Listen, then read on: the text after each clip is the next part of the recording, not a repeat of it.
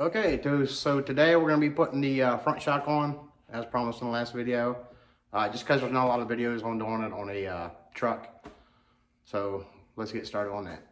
Okay, so here's what you get. You get your shock, and then, let me get this, make sure it's in camera. You get this, so we'll go over how to do this. Probably edit a lot of this stuff out. I'm not sure I'm putting the rubber bushing on right. It's kind of cone shaped, so I put the cone towards the frame. I haven't been able to find anything else that says anything about it one way or the other, but all right, so you get four spacers, I guess you call them. The shortest one, or at least for my shocks, it's the shortest one. You're going to put that in the bottom of your shock, which the bottom of your shock is the body on this particular one. So it should fit in there and be flush on both sides. So there you have it.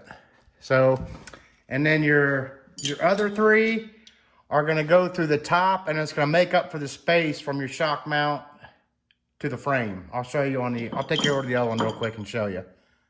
Okay, so we're on the driver's side now. I've already got done. So I'm talking about this gap right here between your shock and the frame. This is where that second spacer will go. And I just measured out. I tried a couple different ones and found the ones that filled up the space when this side's all the way up against the bracket here. So that's that. Just wanted to give you a visual real quick.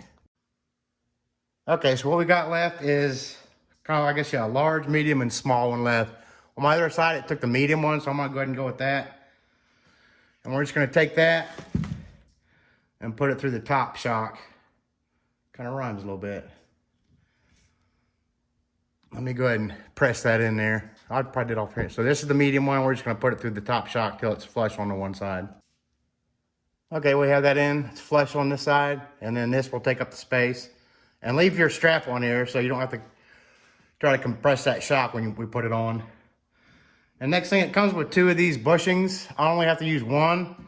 And the way I do it, you can see it's cone shaped. I put the cone towards the frame. I don't know if that's right or not, but that's just the way I did it. So you're just going to slide that over the spacer. Just like that. And then we'll see if that's the right size for this side too. Okay, so here's where you'll be able to tell if you got the right spacer or not. So we're going to put it in there. Spacer's going to be facing toward the frame. I don't even put that boot on. Like I said, I put the cone. Where am I here? I put the cone towards the frame, the skinny end of it. I don't know if that's right or not, but that's why I did it on the other side.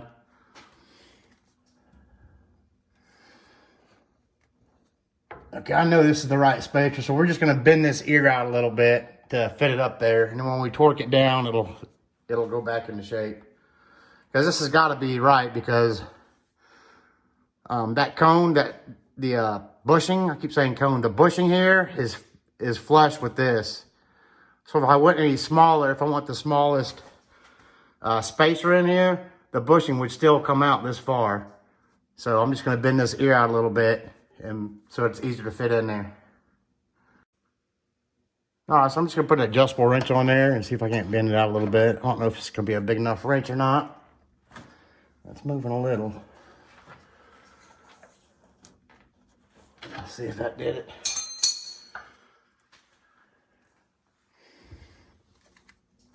I don't even know if I moved it all. I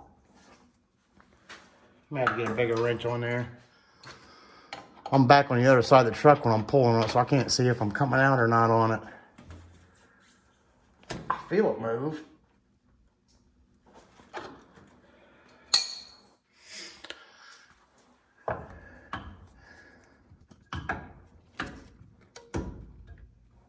I should be able to get that. Okay, we're just going to slide that up in there. I might bend that a little bit more with the channel locks. Okay, I think I got it tied out enough. Yep. So we're just going to get our bolt through. And your top bolt is going to be longer than your bottom one. Just to let you know. And then try to get this in there without knocking that strap off. May not be lining up real good since it's bent. Since I bent that tab out. But we'll mess with this. So I'm going to get this thing off camera so I can move the camera out of the way and give it a tap with a hammer if I have to. And then we'll go on. So I'm just sliding this bolt through. to the other side of the frame there through that hole. And remember, your top bolt is longer than your bottom shock bolt. Okay, a couple taps with a rubber mallet and went right in. It must have been already lined up. So I'm going to put a, I don't think originally it came with a washer on the back side of the frame. I got a lock washer right here. And I'm going to put a regular washer on the back side. I don't know if you need it or not, but I'm going to go ahead and do that. And then I'll just finger tighten it and then we'll do the bottom. Okay, so we're at the bottom shock. Bottom shock. I'm going to have my bolt ready. And I'm going to cut this strap. The white strap that's going, the nylon strap. And then as it comes down, it might be in there too tight to even come down, but I'm going to push the bolt through as it's coming down. So I'm just going to cut it with some scissors. No, oh, better be ready. Give it a tap with a mallet.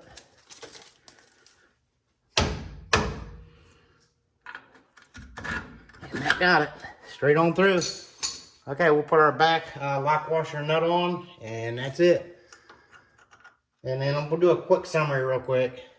I think these are 3/4, but I'll double check it and go with it on the summary. I'm just going to hand tighten these.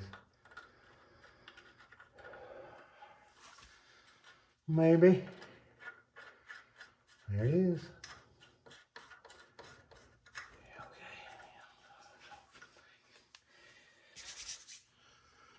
Okay, that's it for the front shock install.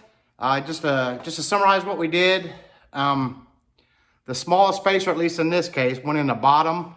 The bottom of the shock, and then my medium spacer went in the top. And then I put those rubber bushings cone side toward the frame. I don't know if that's right or not. And then another thing to keep in mind with the C series trucks. The shocks get like 140 or something pound torque. With the K series, it's like 35 or 45. So make sure you double check your torque. I got to look it up on this again, but I know it's different than the C series. Oh, and then a couple more things. And then the longer bolt goes on the top of the shock mount, and the shorter one goes on the bottom. And they are 3/4 bolt head and nut. 3/4 size wrench or socket. So I'll get some Loctite on those, get them tightened down and torqued down. I think now I'm going to clean up this catastrophe of a garage and then probably start assembling my driver's side hub over here. All right, thanks for watching. And don't be scared to subscribe. It's free.